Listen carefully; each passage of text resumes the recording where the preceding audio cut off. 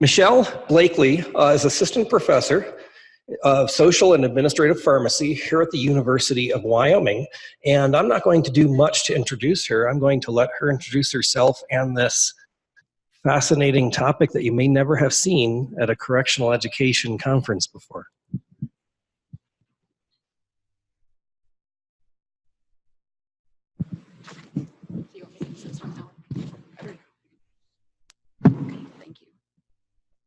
Thank you, Alec. I appreciate that introduction. How's everyone doing today? Awesome. I hope you're enjoying the symposium. A lot of good information coming out today. A little bit about me. So before I came to the University of Wyoming, I was Director of Disability Services at Truman State University. So I've prepared a slide presentation because I'm used to having the closed captioning and additional methods for learning for people. I think it kind of helps engage and helps you better understand what I'm talking about. Sometimes my accent's a little thick, so.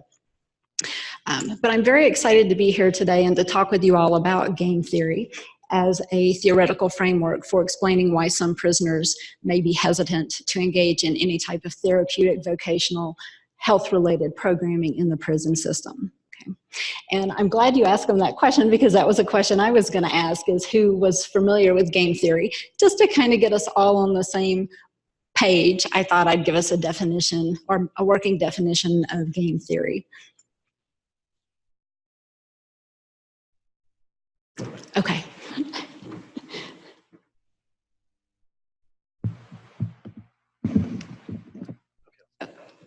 Okay. Thank you.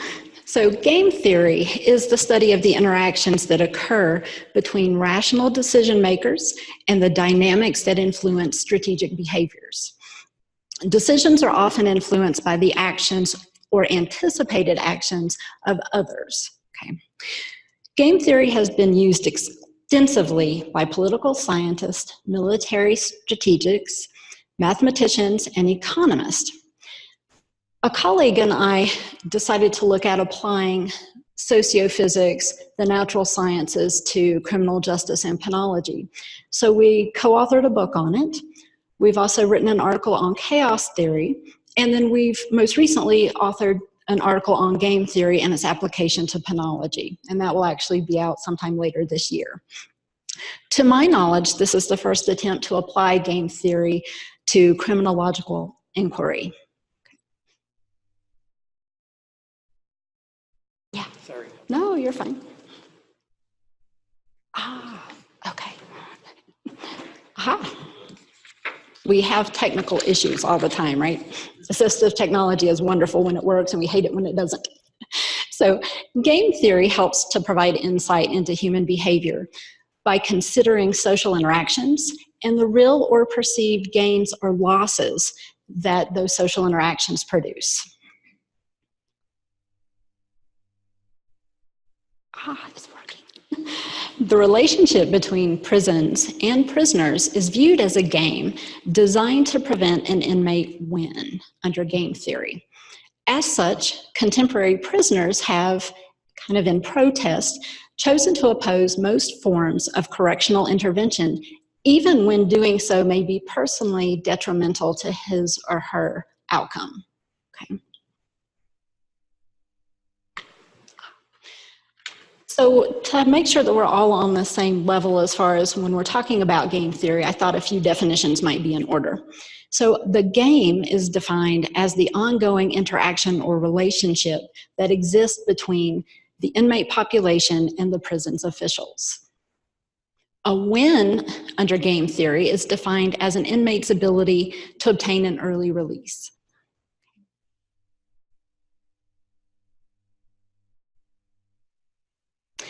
Political leaders and prison officials have created a situation whereby the inmate population is prevented from winning the game under the game theory framework. This ultimately can result in increased cost, increased victimization, and increased recidivism rates.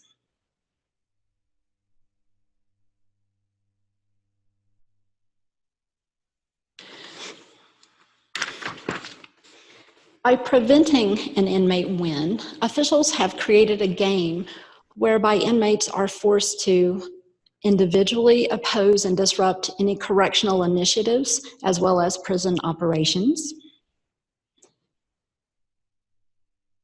to create coalitions to mitigate the pains of their shared status of imprisonment, and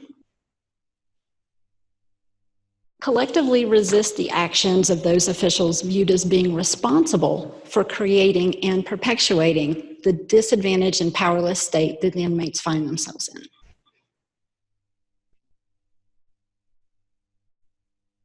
A byproduct of this game is that it has created a situation where inmates now oppose, impede, and resist most, if not all, correctional initiatives.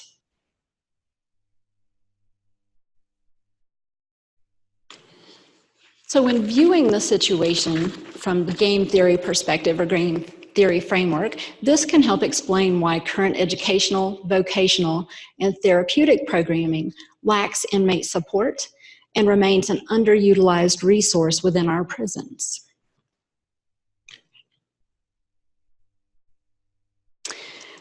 Anybody know who John Nash is? Okay, awesome. So, I'm sorry? Yes, A Beautiful Mind. Great. So John Nash was actually the creator of the concept equilibrium as far as game theory is concerned. He actually won the Nobel Prize in Economics in 1994 for such a creation. And thank you for bringing up A Beautiful Mind, because we actually see some examples of game theory being applied to social interactions within the context of the movie A Beautiful Mind.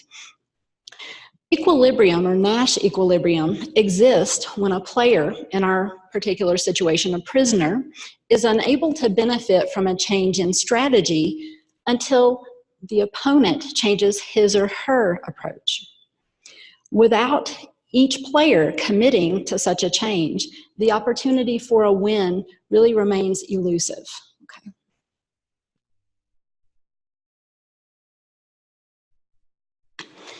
To unilaterally change one's strategy will prove ineffective in such a case. When a stalemate occurs, all of the players must reevaluate their approach and act accordingly. In doing so, new opportunities for a win are created.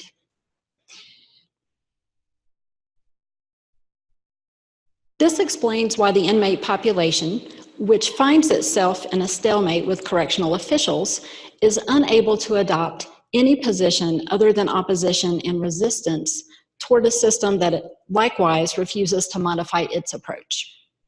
So you can see the development of game theory in the movie A Beautiful Mind.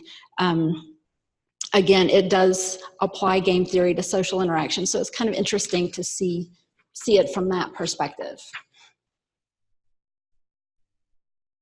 When we're talking about winning a game using game theory as a framework, inmates must serve the least amount of time possible. That's the only way an inmate will win in the game under game theory. Therefore, the potential for an early release proves paramount in this situation. A win for the prison is exemplified by maintaining institutional capacity and, if possible, achieving additional growth for the institution. The prison must therefore withhold or discourage opportunities that promote rehabilitation in order for the institution to maintain a win.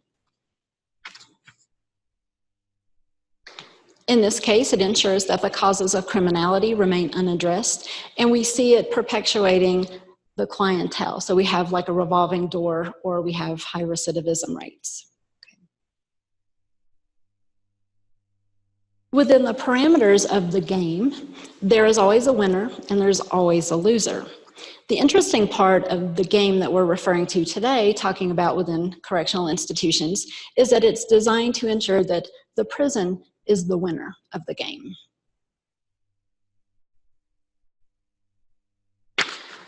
In fact, as the game is currently played, an inmate is prohibited from obtaining an early release, even if the inmate has achieved a rehabilitated state. Under previous indeterminate approaches, offenders were given a minimum and a maximum sentence range, so 5 to 10 years, 3 to 5 years. This range allowed correctional authorities the ability to release an inmate when she or he had achieved or was nearing a rehabilitated state, provided that the minimum sentence had been satisfied. Under this approach, rehabilitation was incentivized, and it was through personal change that an inmate could win his or her release. Under determinant approaches, an offender receives a fixed sentence, so 5 years, that does not include a sentence range, eliminating the possibility for an early release based upon offender reform. So this removes basically all personal incentives for rehabilitation under determinate sentencing. The use of good time credits, which typically award inmates 2 days for each day served, has widely been adopted by most states. And these credits are generally awarded to inmates who comply with the institution's rules. They're used more as a management tool.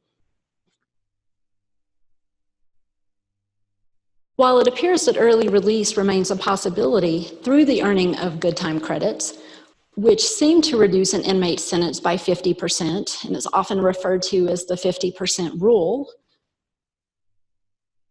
most current sentence reductions can be viewed as possibly deceptive because the granting of good time credits have already been factored into each inmate's sentence or term of incarceration.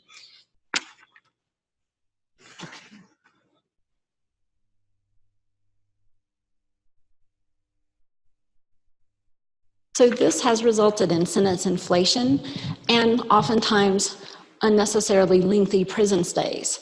In fact, if we look at the United States, we have the longest sentences in terms of incarceration of any industrialized nation.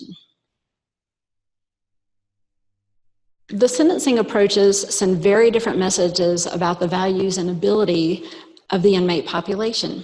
So my colleague and I contend that an interdisciplinary or an indeterminate approach, clearly values rehabilitation.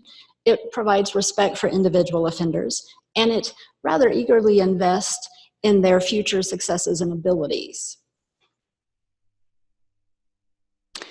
Likewise, it might also be argued that determinate sentencing withholds and discourages rehabilitation, and in doing so, it implies that the offenders are undeserving of assistance.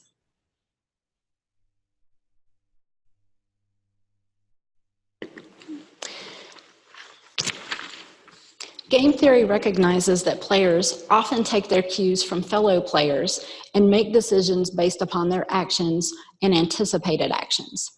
Therefore, game theory suggests that the actions of our correctional institutions also influence the actions of our inmate population. If the prison devalues offender reform, then in all probability, so too will the inmates.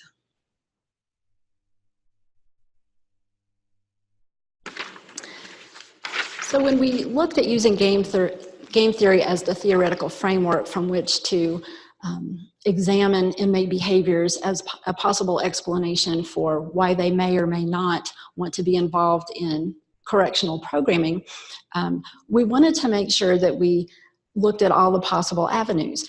And what we decided was our suggestions are really intended to help restore legitimacy and fairness to the game, while helping reignite both personal as well as institutional interest in rehabilitation. So I have a couple of suggestions that we've based upon using game theory as that theoretical framework. The first suggestion is to readopt indeterminate sentencing approaches to return our judicial and correctional systems to our predeterminate status, to create an indeterminate approach within the current determinate sentencing initiatives, which might be viewed as a hybrid approach. The first suggestion really requires no explanation because the history and use of indeterminate sentencing has been well documented in many articles and in many courses well before today. Under my second proposal, an inmate would by default serve his or her entire sentence that was stipulated by the judge. However, early release could be earned provided that the inmate had achieved or was nearing a rehabilitated state.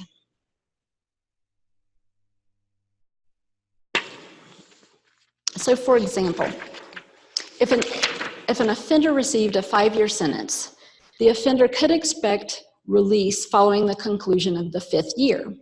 However, early release could be granted at any time after having served half the sentence. And the possibility would be each state could set their own requirement for early release. The 50% rule would not need to be jettisoned entirely under the hybrid approach. Instead, release could still occur at or near the halfway point of the sentence, and this would mimic the use of good time credits, provided that such a decision is based upon offender reform and not just time served. This would incentivize rehabilitation and create the possibility of an inmate win for the game.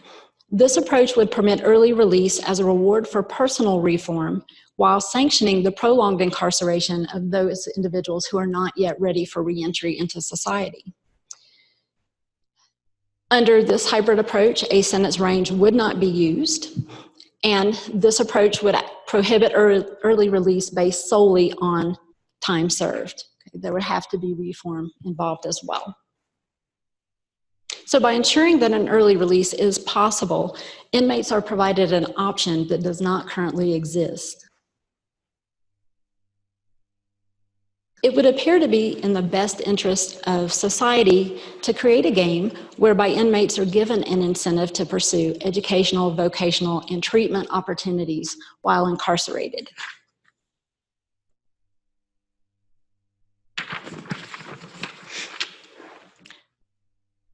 Conceptualizing the relationship between prisons and prisoners as a game provides insight into the motivations, the strategic behaviors, and the decision-making processes of the players.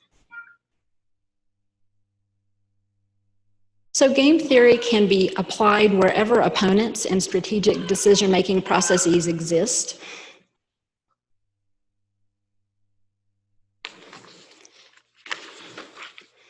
Game theory can also provide insight into other areas of the criminal justice system, including police and community relations, probation and parole processes, approaches to drug and alcohol treatment, and judicial interactions with both offenders and victims. And it is my hope that other criminal justice scholars will apply this approach to their own areas of inquiry, and in doing so, achieve a greater understanding of how to improve the efficiency and effectiveness of the criminal justice and correctional system. Thank you.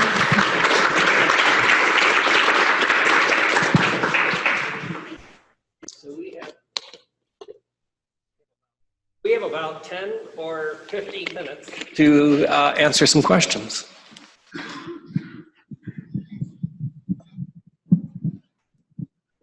Thank you very much. Wow, I didn't know that you had given up on early release in the US. Basically, so your second solution, the hybrid solution, is actually that the solution that we have in all of Europe for early release. So you usually look at least half of the sentence or 2/3, and in some countries 3/4 of the sentence. And if you fulfill certain requirements that have to do with the risk of recidivism, but basically that's what you said, nearing a rehabilitated state, then you can be released. And in some European states, like in Belgium, for some sentences, it's almost an automatic early release, which actually can help a lot, because in early release, you're under probation supervision, and probation officers in Europe are social workers, by the way, and not former police officers, as I understand it in many jurisdictions here. Thank you. Thank you. Thank you for sharing the European perspective on early release. That's very interesting.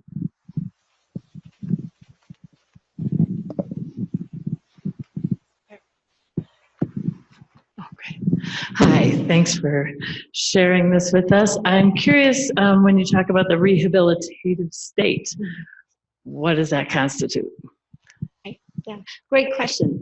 So a rehabilitated state could constitute participation in therapeutic, educational, or vocational training, any healthcare programs that are available. It would be unique to the individual inmate, and it would be proof that the inmate is invested in rehabilitation and reform. So it would be evidenced by their participation in the certain programming.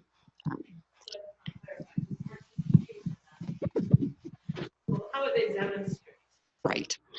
There would have to be certain goals that would be achieved. So that would be up to each individual state to determine those. But it would be achievement toward, if not full achievement of, a rehabilitated state, which would be determined by the individual state. Hi, Rachel Bernard, Hudson Link, New York. I want to push back a little bit here because I find that there was a statement about students inside or people who are incarcerated resisting correctional initiatives. And I find, just having worked inside facilities for a long time, that that's simply not true. That even though, of course, there's resistance and opposition, that any kind of programming that, you know, could be strategic in their development or growth, or just even building their profile for the upcoming parole board, is usually embraced. I mean, we have a lot of programs in New York State facilities that are pretty full, even the ones that, in my opinion, aren't quality, just because people do actually want to participate.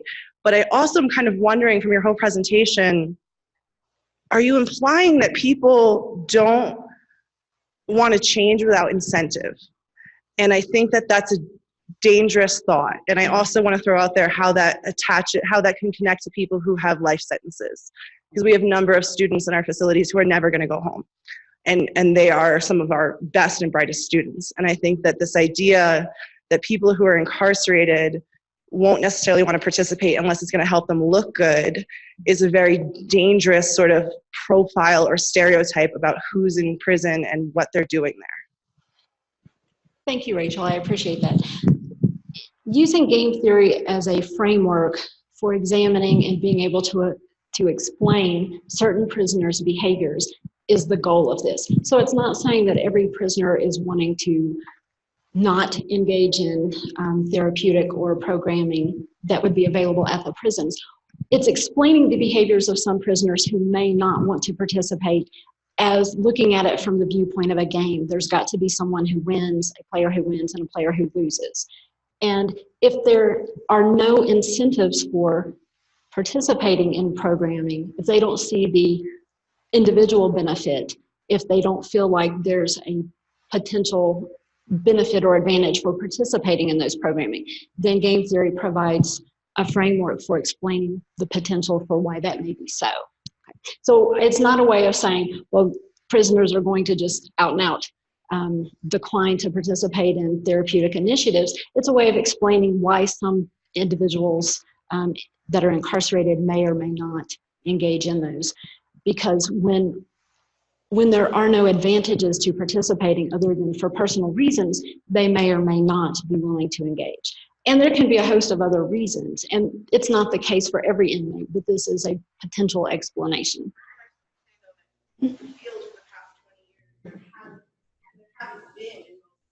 Programs, any incentive, the field just continues to grow. Right. So I think that it's an interesting time. You said it's just like for 20 years, there's been no formal recognition.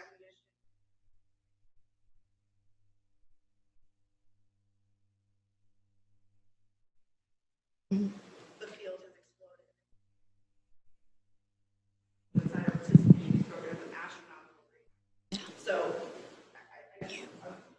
here, because I think that the implications are dangerous and how I'm stereotyping, kind of going back to how we started today. Right. Okay. I appreciate that. Thank you. Let's go with Director Lampert. Thank you. Bob Lampert, Director of the Department of Corrections here in Wyoming. Yes, sir. I do agree with your conclusions in regards to game theory does have applications within criminal justice and within corrections. What I have to push back on also is the concept that, first of all, not every state has determinate sentencing. Here in Wyoming, we still have indeterminate sentencing. We view ourselves as in a game with inmates that's designed for the inmate to win.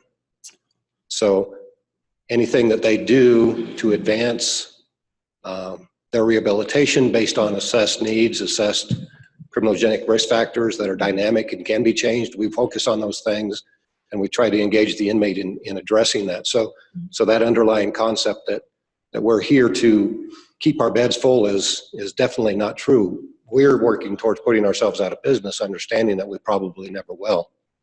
So with that said, I just wanted to say that the concept of good time, at least in looking at the data, there is some suggestion that says that the more good time you apply, the more the courts compensate by increasing sentence length within those parameters.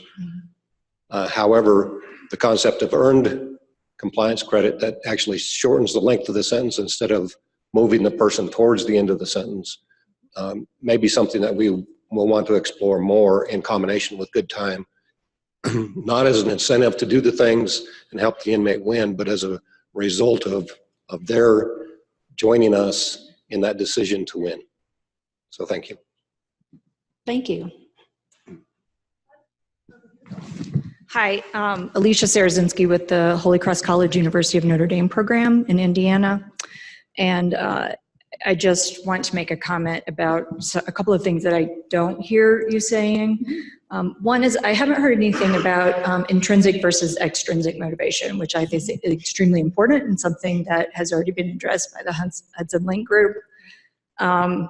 I'm in a state that has extensive time cut programs, which I think you are suggesting without actually using that vocabulary. And I want to agree that that's very dangerous.